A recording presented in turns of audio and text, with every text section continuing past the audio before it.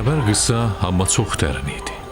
Azərbaycan Xalq Cəbhəsi hakimiyyətini itirdi və yeni dövlət Heydər Əliyevin başçılığı ilə formalaşdı. Bir çoxları yeni hakimiyyət dövründə İranla Azərbaycan əlaqələrinin yaxşılaşacağına ümid eləyir.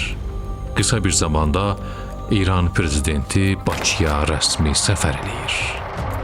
Bu səfər məsciddən namazla başlayıb Azərbaycan xalqına köməklik edirsiniz və onu dünya aləmində, dünya siyasətində siz onun tərəfdarısınız. Allah sizin tərəfdarınız olsun və biz də həmişə sizə duacıyıq. Yeganə bir dövlətdir ki, həm dediyi ilə əməli düz gələn, o da İran dövlətidir və onun başçısı da sizsiniz və sizə biz bir daha dua qoyuruq.